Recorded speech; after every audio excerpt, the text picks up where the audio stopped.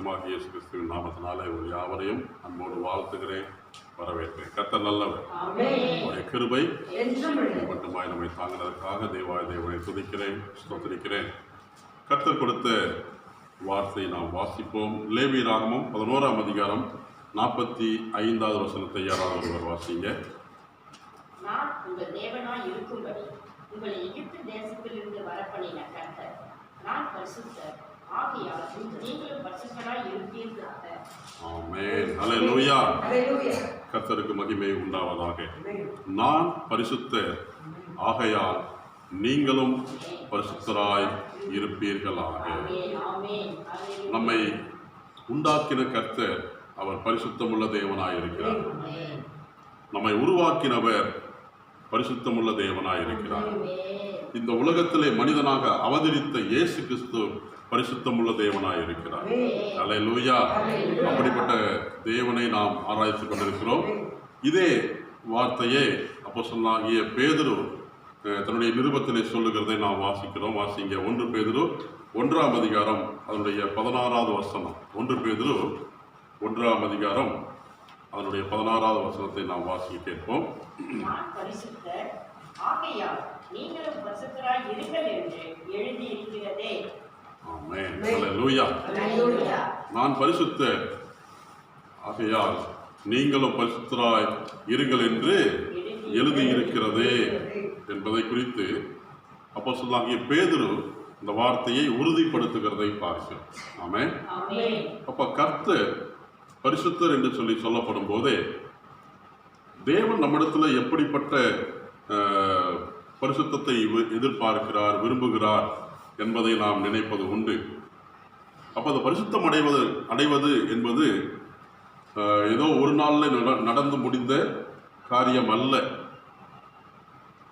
மனிதனாக பிறப்பது என்பது ஒரு தரம் பிறந்துட்டோம், மறுபடியும் பிறக்க வேண்டும் என்று சொல்லப்படும் போது நான் எப்படி மறுபடியும் என்னுடைய தாயின் வயிற்றிலே நான் போய் பிறக்க முடியும் என்று சொல்லி நிக்கதமோ இயேசுவிடத்தில் கேட்டார். அப்பொழுது இயேசு சொன்னாரு, ஒருவன் ஜலத்தினாலும் ஆவியினாலும் பிறவாவிட்டால் தேவனுடைய ராஜ்யத்தில் பிரவேசிக்க முடியாது என்று சொல்லுகிறதை நாம் பார்க்கிறோம். அப்போ மனிதனாக பிறப்பது ஒன்றுதான். ஆனால் இந்த பரிசுத்தம் என்று சொல்லும் போது அது ஒரே நாளில் முடிந்து விடுவது அல்ல. It is a process. இது ஒவ்வொரு நாளும் நிறைவேற்றப்பட வேண்டிய ஒன்றாக இருக்கிறது. ஆமென். அல்லேலூயா. அதே 1 பேதுரு 1ஆம் அதிகாரம் 14-15 நாம் வாசிக்கும் பொழுது, நீங்கள் முன்னே உங்கள் அறியாமையினாலே கொண்டிருந்த இச்சைகளின்படி இனி நடவாமல் கீழ்ப்படுகிற பிள்ளைகளாயிருந்து. அல்லேலூயா. அப்ப என்ன சொல்ல வர்றாரு? இந்த வார்த்தையை சொல்லிட்டு தான், உங்களை அழைத்தவர் பரிசுத்தராய் இருக்கிறது போல நீங்களும் உங்கள் நடக்கைகள் எல்லாவற்றிலும் பரிசுத்தராய் இருங்கள். அப்போ பரிசுத்தராய் இருக்க வேண்டும் என்று சொன்னால், பரிசுத்தம் என்கிற ஒரு கேரக்டர் நம்முடைய வாழ்க்கையில கடந்து வர வேண்டும் என்று சொன்னால், நாம் எப்படிப்பட்டவர்களாய் இருக்க வேண்டும் என்று பேதுரு சொல்றாரு? கீழ்ப்படுகிற பிள்ளைகளாய் இருந்து. ஆமென்.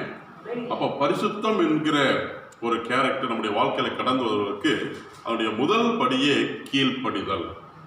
ஆமென். பரிசுத்தம் என்கிற ஒரு சுபாவம் நமக்குள்ள கடந்து வர வேண்டும் என்று சொன்னால் முதல் படி நாம் என்ன செய்யணும்? கீழ்ப்படி. ஆமென். முதல் படி கீழ்ப்படி. அப்ப அந்த கீழ்ப்படிதலின் பிள்ளைகளா இருந்து என்று சொல்லி அவர் சொல்லுகிறதை நாம் இங்கே பார்க்கிறோம். சரி, இப்போ பரிசுத்தம் என்று சொல்லும் போதே நமக்குள்ள ஒரு அநேகர் பரிசுத்தவான்களாக காணப்பட்டார் என்று சொல்லப்பட்டாலும், பரிசுத்தத்தினுடைய ஒரு சுபாவம் உள்ள ஒரு மனுஷன் என்று சொல்லும் போதே நமக்கு ஞாபகம் வர்றது யாரு? ஆண்டவராய் இயேசு கிறிஸ்து.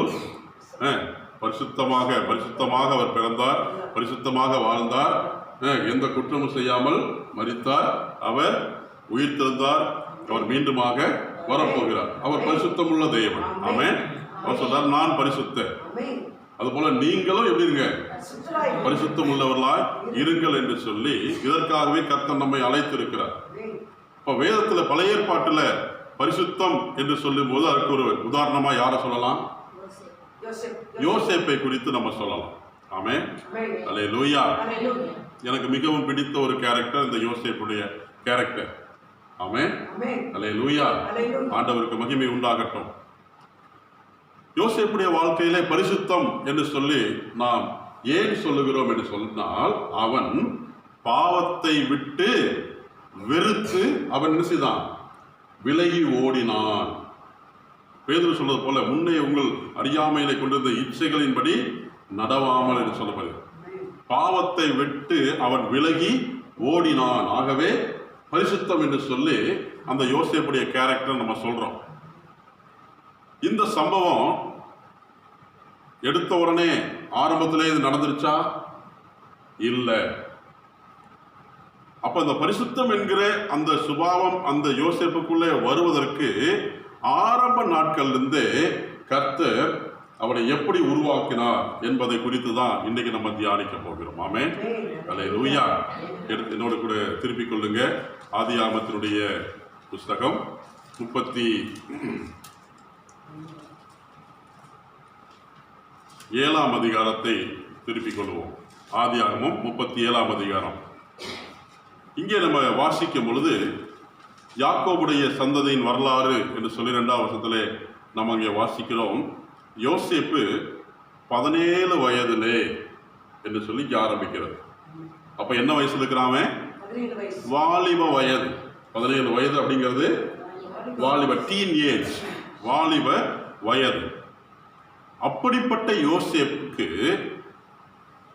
நம்ம இங்கே தியானித்த வார்த்தையின்படி, பேதுரு சொல்லுகிறபடி, பரிசுத்தம் என்கிற அந்த சுபாவம் நமக்குள்ளே கடந்து வர வேண்டும் என்றால் நாம் எப்படிப்பட்ட பிள்ளைகளா இருக்க வேண்டும்? கீழ்ப்படிதலின் பிள்ளைகளா இருக்க வேண்டும். அல்லேலூயா. கீழ்ப்படிதலின் பிள்ளைகளா இருக்க வேண்டும். அப்ப இந்த யோசேப்புடைய வாழ்க்கையிலே பரிசுத்தம் என்கிற இந்த சுபாவம் வருவதற்கு அடிப்படையே என்னன்னா கீழ்ப்படிதல். ஆமென். அப்ப யாருக்கு கீழ்ப்படிந்தான்? எப்படிப்பட்ட ஒரு காரியத்தை குறித்து நம்ம அங்க வாசிக்க போகிறோம் என்று சொன்னால், அங்க ஆண்டவர் அந்த யோசேப்போடு கூட ஆண்டவர் பேசி என்ன செய்தாரு? யோசேப்புக்கு சொப்பனத்தை ஆண்டவர் கொடுக்கிறதை நாம் பார்க்கிறோம். ஆமென்.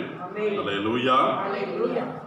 37ஆம் அதிகாரம் 5வது வசனத்திலே 5, 6, 7 வாசிக்கும் பொழுது, யோசேப்பு ஒரு சொப்பனம் கண்டு தன் சகோதரருக்கு அதை அறிவித்தார். அது நிமித்தம் அவனை இன்னும் அதிகமாக பகைத்தார்கள். அவன் அவர்களை நோக்கி, நான் கண்ட சொப்பனத்தை கேளுங்கள். நாம் வயலில் அடுத்த அரிக்கட்டிலே கட்டி கொண்டிருந்தோம். அப்பொழுது என்னுடைய அரிக்கட்டு நிமிர்ந்திருந்தது, உங்களுடைய அரிக்கட்டுகள் என் அரிக்கட்டை சுற்றி வணங்கி நின்றது என்றான். ஆமென். அல்லேலூயா. பிரியமானவர்களே, ஆண்டவர் தான் செய்ய போகிற காரியத்தை யோசேப்புக்கு சொப்பனத்தின் மூலமாக வெளிப்படுத்துகிறார். அல்லேலூயா.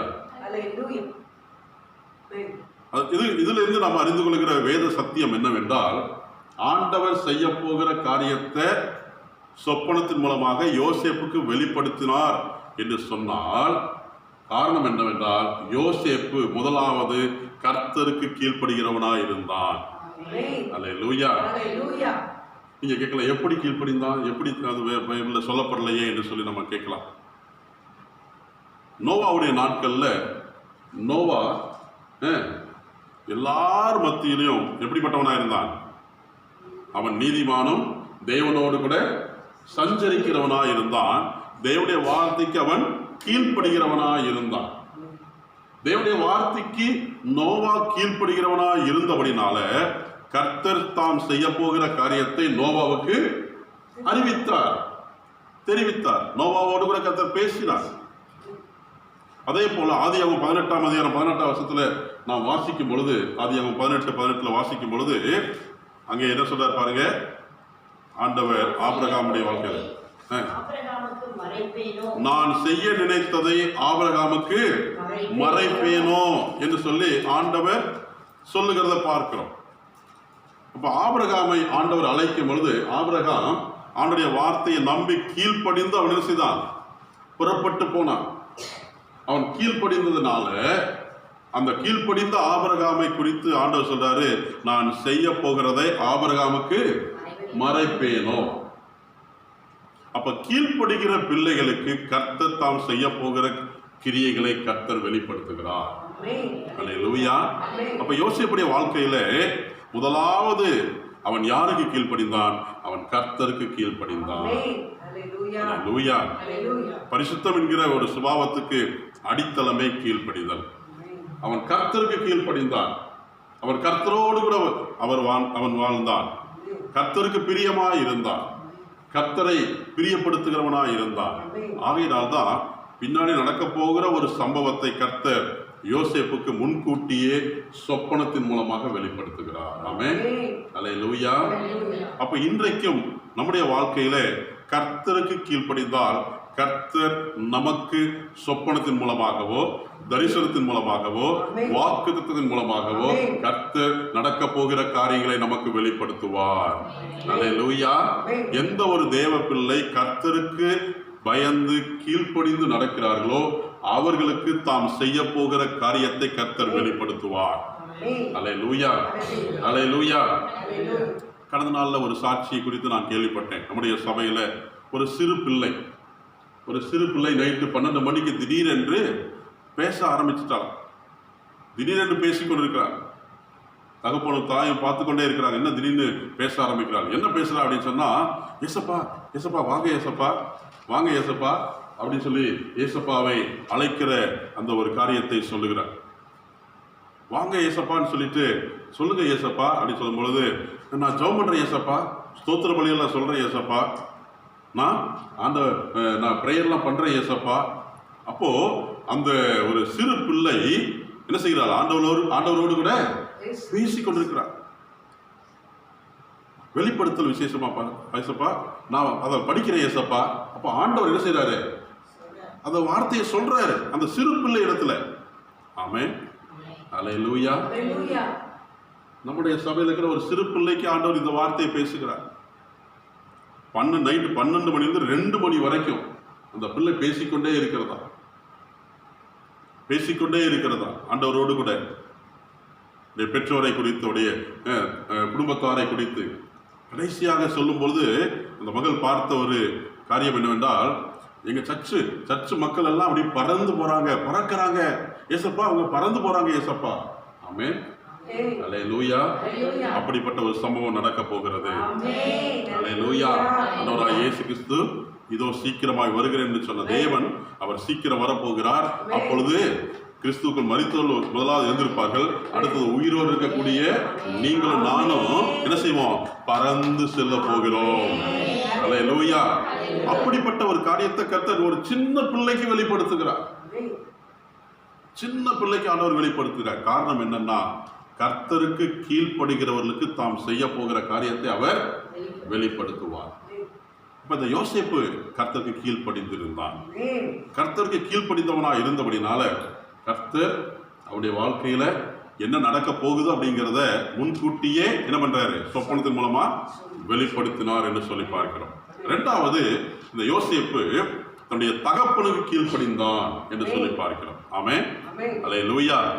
நீங்க தொடர்ந்து வாசிக்கும் பொழுது 37ஆம் அதிகாரம் 13ஆம் வசனத்துல பாருங்க. அப்பொழுது இஸ்ரவேல் யோசேப்பை நோக்கி, உன் சகோதரர் சீகேமிலே ஆடுகளை மேய்க்கிறார்கள் அல்லவா, உன்னை அவர்களிடத்திலே அனுப்ப போகிறேன் வா என்றான். அவன் இதோ போகிறேன் என்றான். ஆமென். அல்லேலூயா. இரண்டாவது, யோசேப்பு தன் தகப்பனுக்கு கீழ்ப்படிந்தான். ஆமென். தகப்பனாகிய யாக்கோபு சொல்லுகிற வார்த்தைக்கு அவன் கீழ்ப்படிந்தான். இந்த தகப்பனத்துல மிகுந்த ஒரு பிரியமுள்ள ஒரு மகன். சரியா? வயசான காலத்துல இந்த யோசேப்பு பிறந்ததுனால யோசேப்புக்கு அதிகமான ஒரு பாக்கியம், ஸ்லாக்கியம். 37:3 வாசிக்கிற, இஸ்ரவேலின் முதிர் வயதிலே யோசேப்பு தனக்கு பிறந்ததினால் இஸ்ரவேல் தன் குமாரர் எல்லாரிலும் அவனை அதிகமாக நேசித்து அவனுக்கு பல வர்ண அங்கியை செய்வித்தான். ஆமென். அல்லேலூயா. இது மற்ற சகோதரர்களுக்கெல்லாம் எப்படி இருந்துச்சா? பொறாமையாக இருந்துச்சு. சரியா? அப்போ தகப்பன் நேசிக்கக்கூடிய ஒரு பிள்ளை, இன்னும் சொல்ல போனா ரொம்ப செல்லம், அப்படிதானே? எப்படி? ரொம்ப செல்லமான பிள்ளை. இன்றைக்கு செல்லம் அதிகமாக கொடுக்கும்போது அந்த பிள்ளை நம்முடைய வார்த்தைக்கு கீழ்ப்படுகிறதா? செல்லம் அதிகமாக கொடுக்கும்போது அந்த வார்த்தைக்கு, தகப்பன் வார்த்தைக்கோ தாய் வார்த்தைக்கோ அந்த பிள்ளைகள் கீழ்ப்படுகிறதா? வேதம் சொல்லுகிறது எபேசியர் 6:1, பிள்ளைகளே உங்கள் பெற்றாருக்கு கர்த்தருக்குள் கீழ்ப்படியுங்கள், இது நியாயம். உன் ஆயுசினால் நீடித்திருப்பதற்கும் பூமியிலே நீ அநேக நாட்கள் வாழ்ந்திருப்பதற்கும் உன் தகப்பனையும் உன் தாயையும் கனம் பண்ணுவாயாக. இது வாக்குத்தத்தமுள்ள முதலாவது பிரதான கற்பனையாக இருக்கிறதே. அப்ப தகப்பனுக்கு தாய்க்கு நீ கீழ்ப்படிய வேண்டும். தகப்பனுக்கு தாய்கள் கீழ்ப்படுகிற பிள்ளைகளுடைய வாழ்க்கையில நிச்சயமா பரிசுத்தம் உண்டாகும். அந்த பரிசுத்தம் உடைய பிள்ளைகளுடைய வாழ்க்கையில நிச்சயமாக மேன்மை உயர்வு உண்டாகும். அல்லேலூயா. தகப்பன் வார்த்தைக்கு இந்த யோசேப்பு கீழ்ப்படுகிறவனாய் இருந்தான். அவன் கீழ்ப்படித்தான். உன்னை அனுப்புகிறேன், நீ வா என்று சொன்னபோது, இதோ போகிறேன் தகப்பனே, உடனே போறேன் நானு. இன்னைக்கு பிள்ளைகளுக்கு இப்படிப்பட்ட ஒரு காரியத்தை சொல்லும் பொழுது, போய் கடைக்கு போயிட்டு வா அப்படின்னு சொன்னாவே என்னது? கீழ்ப்படுகிறீங்களா? கீழ்ப்படுகிறாங்களா? இதா போறேன், ஓகே, உடனே இதோ நான் போகிறேன் என்று சொல்லி தன்னுடைய தகப்பனுக்கு அவன் கீழ்ப்படிந்தவனாய் இருந்தான். தகப்பனுடைய இன்னைக்கு நீதிமொழிகளில் நான் வாசித்தபடி 23ஆம் வாசித்தபடி, உன் தகப்பனுடைய வார்த்தைக்கு செவி கொடு. ஆமென். இந்த தகப்பனுடைய வார்த்தைக்கு செவி கொடு. அப்படி அவன் கீழ்ப்படிதல் உள்ளவனாய் இருந்தபடினால்தான் அவனுடைய வாழ்க்கையில ஒரு பரிசுத்தம் என்கிற ஒரு சுபாவம் அவனுக்குள்ளே கடந்து வருவதற்கு அந்த கீழ்ப்படிதல் ஒரு அடித்தளமாகவே இருந்தது என்று சொல்லி பார்க்கிறோம். அல்லேலூயா, அல்லேலூயா. தொடர்ந்து 3வது நம்ம பார்க்கும் பொழுது, அவன் யாருக்கு கீழ்ப்படிந்தான் என்று சொல்லி பார்க்கும்போது, அங்கிருந்து புறப்பட்டு செல்கிறான். எங்க போறான்? அவனுடைய சகோதரர்களை பார்க்கும்படியாக, அவனுடைய சேமத்தை அறியும்படியாக அவன் கடந்து செல்கிறான். கடந்து செல்லும் போது போகிற வழியில அவங்க தகப்பன் சொன்னது, இங்க சீகேமுக்கு போய் பாருன்னு சொன்ன.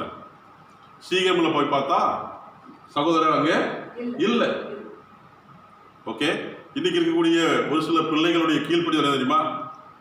இதை போயிட்டு அதை வாங்கிட்டு வா அப்படின்னு சொன்னா, இந்த கடையில போய் தாத்தா கடையில போய் வாங்கிட்டு வா அப்படின்னா, தாத்தா கடைக்கு போறது, அங்க போய் கேட்ட உடனே இல்லைன்னு சொன்ன உடனே என்னது? வீட்டுக்கு வந்துடுறது. வீட்டுக்கு வந்துடுறது. என்னப்பா என்ன ஆச்சு அப்படின்னா, தாத்தா கடைக்கு போனேன், அரிசி இருக்குதான்னு கேட்டேன், இல்லைன்றாரு, வீட்டுக்கு வந்துட்டேன். ஓகே. ஆனா இந்த யோசேப்பு செய்தது பாருங்க, சீகேமுக்கு போக சொன்னாரு, அங்க போய் பார்த்தா இல்ல. உடனே அங்க இருக்கிற மனுஷத்துல கேட்கிறான், வழி தப்பி தெரியக்கூடிய கேட்கும்போது, என் சகோதரர்களை தேடுகிறேன், எங்க போறாங்கன்னு சொல்லி எனக்கு சொல்லும். உடனே சொன்னாங்க, தோத்தானுக்கு போறேன்னு சொன்னாங்க. ஓகே, மறுபடியும் அவன் என்ன செய்யறான்? அவன் தொடர்ந்து போனான். ஆமென், அல்லேலூயா. அவன் தொடர்ந்து போய் அவர்களை தோத்தானிலே கண்டுபிடித்தான். அவனுடைய சகோதரர்கள் என்ன பண்றாங்க?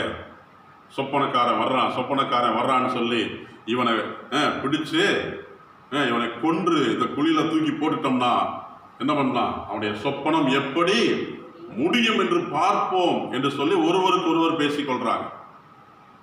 ஆனா ரூபன் அதை கேட்டு, எப்படியாவது இவனை என்ன செய்யணும்? அவனுடைய கைக்கு தப்பு வைக்க வேண்டும் என்று சொல்லி, எப்பா அப்படியெல்லாம் வேண்டாம், பேசாம தூக்கி என்ன பண்ணிடலாம்? இந்த குழியில தூக்கி போட்டுடலாம், வந்து என்னமோ பண்ணிட்டு போட்டோம் என்று சொல்லி அப்படிப்பட்ட ஒரு காரியத்தை சொன்ன உடனே யோசேப்பை பக்கத்தில் வந்த உடனே அவன் உடுத்திருந்த பலவர்ண அங்கியை கலற்றினார்கள், அவனை எடுத்து குழியிலே போட்டார்கள். ஓகே, அந்த இடத்துல ஐயோ என்னைய பண்ணாதீங்க, என்னைய இந்த மாதிரிலாம் பண்ணாதீங்கன்னு சொல்லிட்டு அங்கிருந்து அவன் என்ன செய்யல? எஸ்கேப் ஆகல, ஓடி போகவில்லை, தன் சகோதரர்களுக்கு அவன் கீழ்ப்படிந்தான். அல்லேலூயா. 3வது என்னது? யோசேப்பு தன் சகோதரர்களுக்கு கீழ்ப்படிந்தான். அவனுக்கு விரோதமாக தான் செய்யறாங்க, அவனை தூக்கி குழியில தான் போடுறாங்க. குழியில போடுறதுன்னு தெரிஞ்சு கூட தன் சகோதரனுக்கு கீழ்ப்படிந்தான். அல்லேலூயா. இன்னைக்கு நம்முடைய வாழ்க்கையில அண்ணன் தம்பி, அக்கா தங்கச்சி, அக்கா தம்பி இருக்கக்கூடிய சூழ்நிலைமையில நீ என்ன சொல்றது, நான் என்ன கேட்கறது? சகோதரர்களுக்கு கீழ்ப்படுகிறதே இல்லை. நீ என்ன சொல்றது, நான் என்ன கேட்கறது? ஆனா வேதம் சொல்லுகிறது, யோசேப்பு தன்னுடைய சகோதரர்களுக்கு கீழ்ப்படிந்தான். அல்லேலூயா. சகோதரர்களுக்கு கீழ்ப்படிந்தான். மறுபடியும் பார்த்தா திடீர்னு யூதா வர்றான். எப்பா, இவனை போய் குழியில போடுறத விட பேசாம என்ன பண்ணுவோம், இந்த இஸ்மவேலர்கள் வர்றாங்க, அவர்களுக்கு என்ன பண்ணலாம், விற்று போட்டுடலாம் அப்படின்னு சொல்லிட்டு, அப்போ யோசேப்பு என்ன செய்யறாங்க, அந்த இஸ்மவேலருக்கு அடிமையாக விற்று போடுகிறார்கள். அதற்கும் தன்னை கீழ்ப்படிந்து ஒப்பு கொடுத்தான். சகோதரனா இருந்தவன் இப்ப என்ன ஆயிட்டான், அடிமையாக விற்கப்பட்டான். அதற்கும் தன்னை ஒப்பு கொடுத்தான், தன்னை கீழ்ப்படுத்தினான் இந்த யோசேப்பு. அந்த கீழ்ப்படிதல் தான் இந்த வாழ்க்கையிலே பரிசுத்தத்துக்கு நேராக நடந்து சென்றது. அல்லேலூயா, அல்லேலூயா. அவன் அங்கிருந்து கடந்து போகிறான். அடிமையாக அந்த இஸ்மவேலர்கள் எகிப்து வழியா போறாங்க. எகிப்து வழியா போகக்கூடிய சூழ்நிலைமையில எகிப்துல போய் என்ன பண்ணிடுறாங்க, யோசேப்பை அடிமையை விட்டுட்டு அவங்க பாட்டில் அவங்க நாட்டுக்கு போயிடுறாங்க. ஓகே, அந்த எகிப்திலே இருந்த யோசேப்பை அந்த எகிப்தில் இருக்கக்கூடியதான பார்வோனுடைய பிரதானியும் தலையாரிகளுக்கு அதிபதியுமாக இருக்கிற போத்திபார், 39ஆம் அதிகாரத்தில் போத்திபார் என்னும் எகிப்து தேசத்தான் அவனை அவ்விடத்திலிருந்து கொண்டு வந்த இஸ்மவேல் இடத்துல விலைக்கு வாங்கினான். ஆமென், அல்லேலூயா. விலைக்கு வாங்கி அப்ப இப்ப எங்க வரான், போத்திபாருடைய வீட்டுக்கு அடிமையாக போகிறான். அடிமையாக போகக்கூடிய அந்த இடத்துல அவன் தன் எஜமானாகிய போத்திபாருக்கு கீழ்ப்படிந்தான். அல்லேலூயா. எஜமானுக்கு கீழ்ப்படிந்தான். யோசேப்பு தன்னுடைய எஜமானுக்கு கீழ்ப்படிந்தான். எஜமானுடைய வார்த்தை எல்லாவற்றையும் அவன் உண்மையாக கீழ்ப்படிந்ததுனால கர்த்தர் யோசேப்போடு கூட இருந்தார். காரிய சக்தி உள்ளவனானான். கர்த்தர் அவனோடு கூட இருக்கிறதையும் அவன் செய்கிற யாவையும் கர்த்தர் வாய்க்கப்படுறார் என்று எஜமான் கண்டு யோசேப்பிடத்திலே தயவு வைத்து அவனை தன் ஊழியக்காரனும் தன் வீட்டுக்கு விசாரணைக்காரனுமாக்கி தனக்கு உண்டான யாவற்றையும் அவன் கையில் ஒப்புவித்தான். அல்லேலூயா. எஜமானுக்கு யோசேப்பு கீழ்ப்படிந்தான். எஜமானுடைய வார்த்தைக்கு கீழ்ப்படிந்தான். நம்முடைய வாழ்க்கையிலும் எனக்கு பிரியமானவர்களே, ஒருவேளை நீங்க வேலை செய்கிற ஸ்தலத்தில் உங்களுக்கு நேரே இருக்கக்கூடிய எஜமான் அல்லது உங்களுக்கு மேலே இருக்கக்கூடியதான அதிகாரிகள், அவர்களுக்கு என்ன செய்யணும், நம்ம கீழ்ப்படிய வேண்டும். எஜமானுக்கு என்ன செய்யணும், கீழ்ப்படிய வேண்டும். அதிகாரிகளுக்கு நம்ம என்ன செய்யணும், கீழ்ப்படிய வேண்டும் என்று சொல்லி இங்கே பார்க்கிறோம். தொடர்ந்து அந்த இடத்துல அந்த வீட்டில் இருக்கும் பொழுது அப்பொழுதுதான் அந்த யோசேப்புக்கு என்ன செய்யறது, அந்த சோதனை வருகிறது. போத்திபாருடைய மனைவி என்ன செய்கிறார், அவனை இழுத்து என்னோடு கூட நீ பாவம் செய்ய வேண்டும் என்று சொல்லி இழுக்கும் பொழுது அவன் சொல்லுகிறான், நான் தேவனுக்கு விரோதமாக பாவம் செய்வது எப்படி? 39 வருஷத்துல இப்படி இருக்க நான் எத்தனை பெரிய பொல்லாங்குக்கு உடன்பட்டு தேவனுக்கு விரோதமாய் பாவம் செய்வது எப்படி என்று சொல்லி அங்கிருந்து அவன் என்ன செய்தான், வெளியே பாவத்தை விட்டு விலகி ஓடி போனான். அல்லேலூயா. அப்ப இந்த பரிசுத்தம் என்கிற இந்த வாழ்க்கையை வருவதற்கு அடித்தளமே கீழ்ப்படிதல். கர்த்தருக்கு கீழ்ப்படிந்தான், அடுத்து தன்னுடைய தகப்பனுக்கு கீழ்ப்படிந்தான், அடுத்தபடியாக தன்னுடைய சகோதரர்களுக்கு கீழ்ப்படிந்தான், அடுத்தபடியாக தன்னுடைய எஜமானுக்கு கீழ்ப்படிந்தான். அதை தொடர்ந்து அடுத்தது பாருங்க, இப்ப இந்த ஸ்திரீ என்ன பண்றா, வேண்டுமென்றே அந்த யோசேப்பின் மேலே பழி சுமத்தினான். அப்படி வேண்டுமென்றே பழி சுமத்த அந்த சூழ்நிலைமையில போத்திபாருக்கு கோபம் வந்துருச்சு. போத்திபாருக்கு கோபம் வந்த உடனே ராஜாவின் கட்டளையால் காவலில் வைக்கப்பட்டு இருக்கும் சிறையிலே அவனை ஒப்புவித்தான். ராஜாவின் கட்டளைக்கு கீழ்ப்படிந்தான். அல்லேலூயா. அல்லேலூயா. Hallelujah. இந்த யோசேப்பு யாருக்கு கீழ்ப்படிந்தான்? ராஜாவின் கட்டளைக்கு கீழ்ப்படிந்தான். நான் தப்பு செய்யல அப்படின்னு அவன் என்ன செய்யல, போய் சொல்லல. ஓகே, ஒருவேளை இன்னைக்கு நம்முடைய தேசத்தில் பார்க்கும்போது சுப்ரீம், அதாவது ஹைகோர்ட்டில் போயிட்டு வழக்கு பார்த்துட்டு அங்கே ஒருவேளை நமக்கு சரியான தீர்ப்பு கிடைக்கல அப்படின்னா என்ன செய்கிறோம்? மேல்முறையீடு சுப்ரீம் கோர்ட்டுக்கு போகிறோம். ஆனால் இவன் எந்த கோர்ட்டுக்கும் போகல. தம் மேல குற்றம் சுமத்தப்பட்டாலும் செய்யாத குற்றத்துக்காக இந்த யோசேப்பு தண்டனையை அனுபவிக்கக்கூடிய சூழ்நிலையா இருந்தாலும் ராஜாவின் கட்டளைக்கு கீழ்ப்படிந்தான், சட்டத்துக்கு கீழ்ப்படிந்தான், சட்ட திட்டத்துக்கு கீழ்ப்படிந்தான். தப்பே செய்யல, ஆனாலும் கீழ்ப்படிந்தான். இன்னைக்கு நம்முடைய வாழ்க்கையிலும் நம்ம கொடுக்கப்பட்டிருக்கிற அதிகாரத்துக்கு நம்ம கீழ்ப்படிய வேண்டும், சட்ட திட்டங்களுக்கு நம்ம என்ன செய்யணும்? கீழ்ப்படிய வேண்டும். இன்னைக்கு கொரோனா அநேக பாதிப்புகளுக்கு வருவதற்கு காரணம் என்ன? கீழ்ப்படியாதுதான். குறிப்பா சென்னையில் இவ்வளோ பாதிப்பு வருது. ஏன் அப்படின்னு சொன்னா என்னது? வீட்டில் அடங்கி இரு, தனித்திரு, பாதுகாப்பா இரு அப்படின்னு சொல்லிட்டு சொன்னாலும் என்னது இல்லை, அடங்க முடியல, கீழ்ப்படிய முடியல, சட்டத்துக்கு கீழ்ப்படிய முடியல. அப்படி கீழ்ப்படியாம வெளியில போயிட்டு எதுக்குடா வந்தேன் அப்படின்னா சும்மா அப்படியே காத்து வாங்க வந்தேன். என்னது? சும்மா காத்து வாங்கிறதுக்கு வந்தேன். அப்ப அப்படிப்பட்ட ஒரு சூழ்நிலைமையில கீழ்ப்படியாதவர்களுக்கு 4 அடி பெரம்பல வச்சு 4 அடி கொடுத்தாதான் என்னது, அப்பவும் கீழ்ப்படிற மாதிரி இல்லை. அப்ப கீழ்ப்படியாம இருக்கும்போது வாழ்க்கையில பாதிப்புகள் ஏற்படுகிறது. ஆனா இவன் யோசேப்பு ராஜாவின் சட்டத்துக்கு கட்டளைக்கு அவன் கீழ்ப்படிந்தான். அல்லேலூயா. அடுத்து சிறைச்சாலையில போடுறாங்க. அங்க இருக்கிற சிறைச்சாலை தலைவனுக்கு அவன் கீழ்ப்படிந்தான். அல்லேலூயா. என்ன சொன்னாலும் அவன் கரெக்டா செய்தான். நீங்க வாஸ்து பார்த்தீங்கன்னா சிறைச்சாலை தலைவன் சிறைச்சாலையில் இருக்கக்கூடிய எல்லாவற்றையும் யாவரையும் யோசேப்பின் கையிலே ஒப்புவித்தான். அங்கே அவர்கள் செய்வது எல்லாவற்றையும் யோசேப்பு செய்வித்தான். போன உடனே இந்த பொறுப்பு கொடுத்துருவாங்களா? இல்லை. அப்ப யோசேப்பு அந்த சிறைச்சாலை தலைவனுக்கு உண்மையாய் கீழ்ப்படிந்ததுனால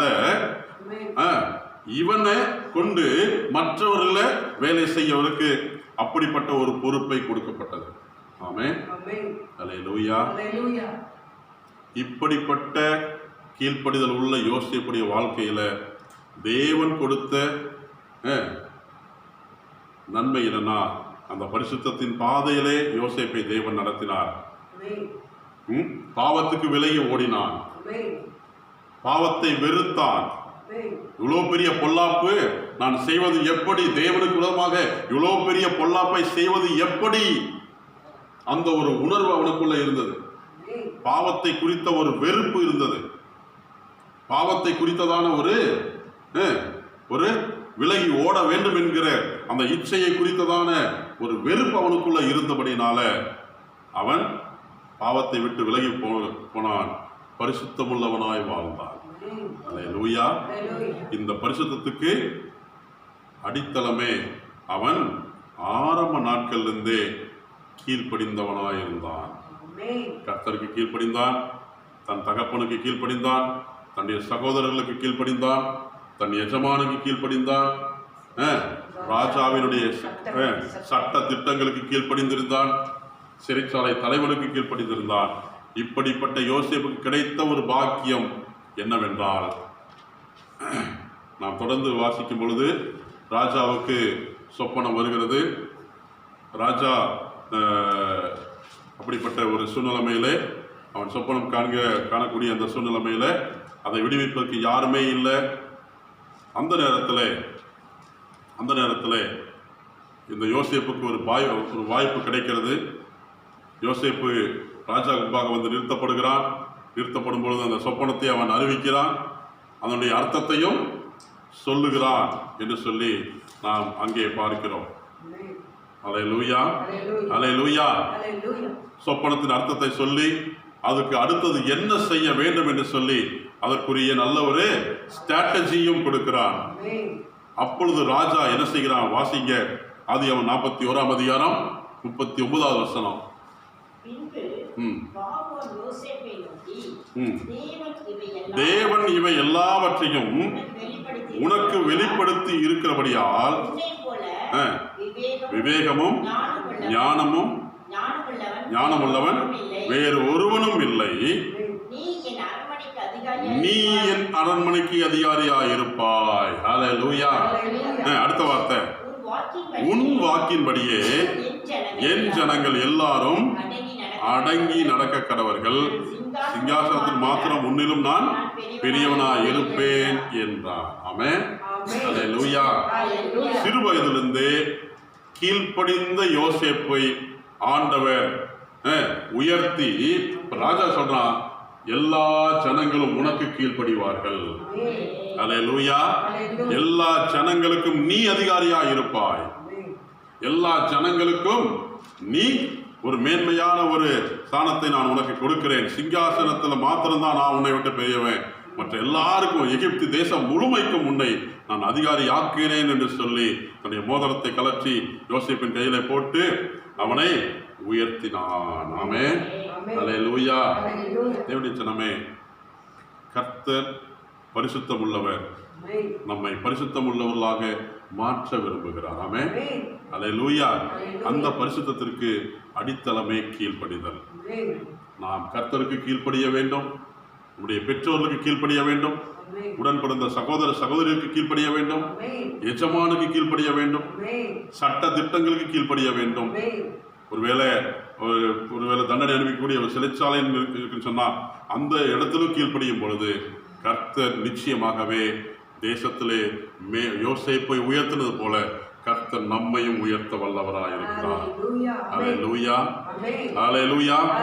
உன்னுடைய வாக்கின்படி எல்லா ஜனங்களும் உனக்கு அடங்கி நடந்து கொள்வார்கள். அவன் எல்லாருக்கும் அடங்கி கீழ்ப்படிந்திருந்தான். கர்த்தர் அவனை மேன்மையாக வைத்தார். ஹல்லேலூயா. கடைசியாக யோசேப்புக்கு கொடுத்த சொப்பனம் நிறைவேறது. பஞ்சம் அதிகமாயிடுச்சு. சகோதரர்கள் எல்லாம் எகிப்து தேசத்துக்கு வர்றாங்க. வந்து யோசேப்புக்கு முன்பாக சொப்பனத்திலே நடந்தது போலவே அங்கே விழுந்து பணிந்தார்கள். ஹல்லேலூயா. அடுத்தது சூரியனும் சந்திரனும், அதாவது தகப்பன் எப்படி வணங்கினார், தகப்பன் வணங்க முடியுமா அப்படின்னு சொல்லி ஒருவேளை அப்படிப்பட்ட ஒரு சூழ்நிலைமை நடக்கலையே அப்படின்னு சொல்லி நம்ம நினைக்கலாம். யோசித்து பாருங்க, ஒரு தேசத்தினுடைய அதிபதி, தேசத்தினுடைய ராஜா, அவர் கடந்து வரும் பொழுது நிச்சயமாகவே தகப்பனா இருந்தாலுமே ஒரு மரியாதை உண்டாயிருக்கும். ஹல்லேலூயா. ஒரு ரெஸ்பெக்ட் உண்டாயிருக்கும். அதனால யோசேப்புக்கு கர்த்தர் கொடுத்த தரிசனம் அங்கே நிறைவேற்றப்பட்டது. ஹல்லேலூயா. காரணம் என்னவென்றால் அவன் கீழ்ப்படிந்தான். நம்முடைய வாழ்க்கையிலும் இந்த நாளிலே பரிசுத்தம் என்று சொல்லி இந்த வார்த்தையை நம்ம தியானிப்பதற்கு ஆண்டவர் நமக்கு கொடுக்கக்கூடிய ஒரு முதல் படியே கீழ்ப்படி. ஹல்லேலூயா. யோசிப்புடைய வாழ்க்கையில் இது வரைக்கும் நம்ம பரிசுத்தம் மாத்திரம் தான் நம்ம தியானிச்சுட்டு இருந்தோம். இந்த நாளில் கர்த்தருடைய ஆவியானவர் நமக்கு இப்படிப்பட்ட ஒரு சத்தியத்தை வெளிப்படுத்துகிறார். அவருடைய வாழ்க்கையில பரிசுத்தம் என்கிற அந்த ஒரு சுபாவம் வருவதற்கு ஆரம்பமே கீழ்ப்படிந்தான். மறுபடியும் திரும்ப உங்களுக்கு சொல்ல ஞாபகப்படுத்துகிறேன்.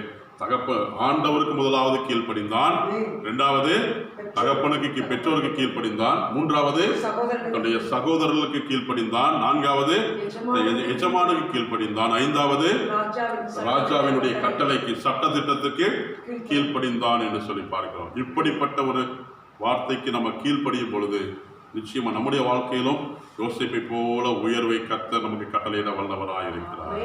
ஹல்லேலூயா. ஹல்லேலூயா. அதனால ஆண்டவர் விரும்புகிற பரிசுத்தம் நமக்குள்ள கடந்து வர வேண்டும் என்றால் முதல்ல நம்ம கீழ்ப்படியணும். இதை வெறுத்தரணும். பாவத்தை வெறுக்கணும். அதான் கீழ்ப்படிதல். பாவத்தை விட்டு விலகு அப்படின்னா விலகணும். பழைய மனுஷனை கலைந்து போடணும். அதான் கீழ்ப்படிதல். ஆமென். ஹல்லேலூயா. செய்யறேன் செய்யாம இருப்பது கீழ்ப்படிதல் அல்ல. ஆகையினால இந்த கால வேளையிலே தேவ சமூகத்தில் நம்ம எல்லாரும் முழங்கால் படிட்டு ஆண்டவரை நோக்கி நம்ம ஜெபிக்க போகிறோம். ஆண்டவரே, எனக்குள்ளும் அந்த கீழ்ப்படிதல் கடந்து வரட்டும். ஆண்டவரே, யோசேப்பை போல நான் கீழ்ப்படிய என்னை ஒப்புக் கொடுக்கிறேன். ஆண்டவரே, உமக்கு நான் கீழ்ப்படுகிறேன். என்னுடைய பெற்றோருக்கு கீழ்ப்படி என்னை ஒப்புக் கொடுக்கிறேன். ஆண்டவரே, என்னுடைய சகோதரர்களுக்கு கீழ்ப்படி என்னை ஒப்புக் கொடுக்கிறேன். ஆண்டவரே, என்னுடைய எஜமானுக்கு கீழ்ப்படி என்னை ஒப்புக் கொடுக்கிறேன். சட்ட திட்டங்களுக்கு கீழ்ப்படி என்னை ஒப்புக் கொடுக்கிறேன். தேவனுடைய சமூகத்தில் நம்மை ஒப்புக் கொடுப்போமா? கர்த்தர் அவருக்கு கீழ்ப்படுகிறவர்களை தேவன் பரிசுத்தமாக்குகிறார். வாழ்க்கையில பரிசுத்தம் உண்டாகிறது. பாவத்துக்கு விலகி ஓட முடியும். தேவன் விரும்புகிற பரிசுத்தம் நமக்குள்ளும் கடந்து வரும். கர்த்தர் நம்மை கண்ணோக்கி பார்க்கிறார். அவருடைய இருதயத்தின் விருப்பத்தை நிறைவேற்றும்படியாக இந்த நாளில் கர்த்தர் நம்மோடு கூட பேசுகிறார்.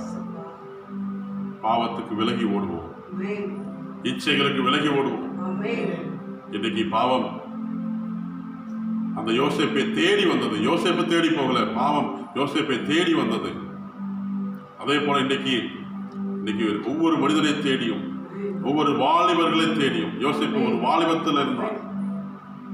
வாலிப பிள்ளைகளை வஞ்சிக்கும்படி பாவம் அவர்களை தேடி வருகிறது. செல்போன் மூலமாக, இன்டர்நெட் மூலமாக. இன்னைக்கு சமூக வலைத்தளங்கள்ல அந்த அதாவது தவறான படங்கள், அப்படிப்பட்ட படங்களை அது வெளியிட்டிருக்கிறார்கள். அப்படிப்பட்ட ஒரு சூழ்நிலைமைகள் இன்னைக்கு காணப்படுகிறதே. பாவம் உன்னை தேடி வருகிறது. இதை பார், இதை பார் என்று சொல்லி. ஆனா பாவத்தை விட்டு விலகி ஓட வேண்டும். கீழ்ப்படி, தேவனுடைய வார்த்தைக்கு கீழ்ப்படி, தேவனுக்கு கீழ்ப்படி. அப்பொழுது நிச்சயமாகவே பாவத்தை விட்டு விலகி பரிசுத்தமுள்ள ஒரு வாழ்க்கை வாழ கர்த்தர் நம்மை உருவாக்குவார். தேவனுடைய சமூகத்தில் நம்மை ஒப்புக் கொடுப்போமா? பாவத்திற்கு மறித்து நீதிக்கு பிழைத்திட, பாவத்திற்கு மறித்து நீதிக்கு பிழைத்திட, உம் திருக்குடலிலே என் பாவம் சுமந்தீரையா, உம் திருக்குடலிலே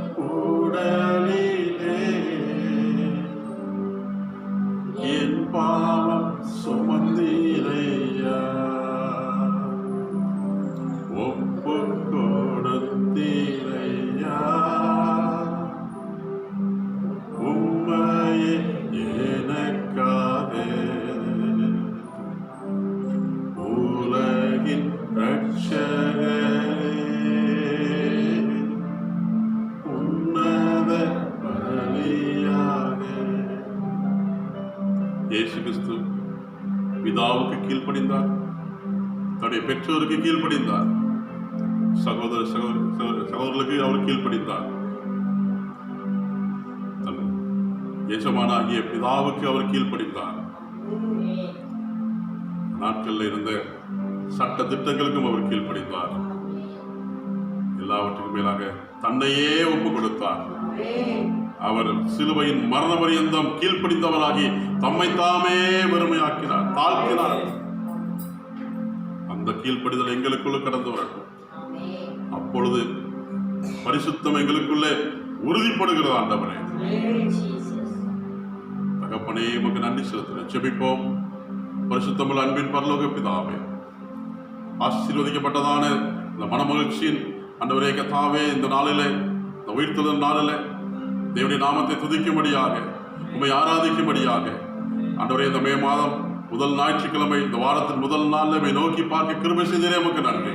உம்மை பாடி துதிக்கவும் ஆண்டவரே, உம்முடைய ஆராதிக்கவும், இந்த வார்த்தைகளை கர்த்தாவே நீதிமொழிகளில் இருந்து தியானிக்கவும், மன்றாடி உம்முடைய சமூகத்தில் நாங்கள் ஜெபிக்கவும், ஆண்டவருடைய வாக்குத்தத்தங்களை தியானிக்கவும் கிருபை செய்தீரே, உமக்கு நன்றி செலுத்துகிறோம்.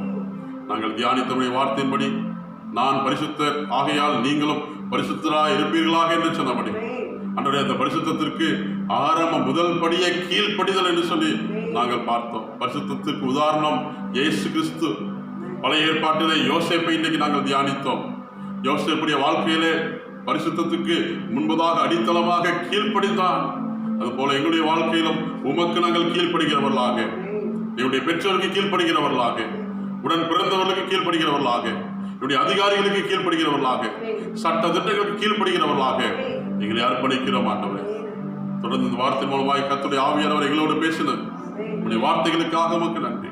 இந்த வார்த்தைக்கு எங்களை நாங்கள் கீழ்ப்படிய ஒப்புக் கொடுக்கிறோம் ஆண்டவரே. பலியை பார்க்கலும் கீழ்ப்படிதலும், ஆட்டுக்கடாக்களின் நிலத்தை பார்க்கலும் செவி கொடுத்தலே உத்தமம் என்று சொல்லி பார்க்கிறோம். இந்த கீழ்ப்படிதலுக்கு எங்களை அர்ப்பணிக்கிறோம். தொடர்ந்து ஆவியாளர்களோடு கூட இருந்து இந்த வாரம் முழுவதும், இந்த மாதம் முழுவதும் அற்புதமாய் நடத்துங்க. குறைவெல்லாம் நிறைவாக்குங்க. தேவைகளை சந்திங்க. பூமியிலே வருகிற எல்லா கொள்ளை நோய்க்கும், வீரனுடைய கண்ணிக்கு பாலாக்கும் கொள்ளை நோய்க்கும் கர்த்தர் எங்களை தப்புவித்து பாதுகாத்து வளர்த்து கூட நாங்கள் சொல்லிக்கிறோம். ஒவ்வொரு பிள்ளைகள் மேலும் ரத்தம் தெளிக்கப்படுவதாக, ஒவ்வொரு வீட்டின் மேலும் ரத்தம் தெளிக்கப்படுவதாக, இப்படி வல்லமையின் கரம் இறங்கும்படியாக சொல்லிக்கிறோம். மகிமையினாலே மூடுங்க. மகிமையின் மேகம் இப்படி பிள்ளைகளை மூடுவதாக, தீமைகளுக்கு விலகி பாதுகாத்துக்கொள்ளும். நன்மையினாலே முடிசூட்டும். பிதா குமார பரிசுத்தாவின் நாமத்தினாலே உடைய பிள்ளைகளை வாழ்த்துகிறேன், ஆசீர்வதிக்கிறான். நன்மையும் கிருபையும் பித்தரட்டும். தேவைகள் எல்லாம் சந்திக்கப்படட்டும். வியாதிகள் மாறட்டும். பலவீனங்கள் மாறட்டும். கர்த்தர் நன்மை செய்வீராக. அப்பத்தை தண்ணீர் ஆசீர்வதியும். சிறு பிள்ளைகள், வாலிப பிள்ளைகள் மேலே ரத்தத்தை தெளிக்கிறாண்டவரே. யோசேப்பை போல கீழ்ப்படுகிற பிள்ளைகளாக, பரிசுத்தத்தை காத்துக் கொள்கிற பிள்ளைகளாக காணப்பட கிருபை செய்யும். துதி கன மகிமை மக்கே செலுத்துகிறோம். மீட்பு ரட்சகருமாய் இயேசு கிறிஸ்துவின் நாமத்தில் ஜெபம் கேளும் நல்ல பிதாவே. நம்ம எல்லாரும் சேர்ந்து சொல்லுவோம். என் ஆத்துமாவே கர்த்தரை ஸ்தோத்திரி, என் முழு உள்ளமே அவருடைய பரிசுத்த நாமத்தை ஸ்தோத்திரி. என் ஆத்துமாவே கர்த்தரை ஸ்தோத்திரி. கர்த்தர் செய்த சகல மகனை மறவாதே. அவர் நகரங்கள் எல்லாம் மன்னித்து, நோய்கள் எல்லாம் குணமாக்கி, உன் பிராணனை அழிவுக்கு விலக்கி வைத்து, கிருபையினாலும் இரக்கத்தினாலும் முடிச்சு நன்மையினால் உன் வாய் திருப்தியாக்கிறார். கழுகுக்கு சமானமாய் உன் வயது திரும்ப வாழ வைத்து போலாகிறது. நம்முடைய கர்த்தராகிய இயேசு கிறிஸ்துவின் கிருபையும் பிதாவாகிய தேவனுடைய அன்பும் பரிசுத்த ஆவியினுடைய அன்பின் ஐக்கியமும் சமாதானம் வழிநடத்தலும் நம் மனிதரோடு கூட அவருடைய வரிய பந்தமும் இன்றும் என்றும் நிலைத்திருப்பதாக. அல்லேலூயா, அல்லேலூயா, அல்லேலூயா. கர்த்தர்களை ஆசீர்வதிப்பாராக. ஆமென்.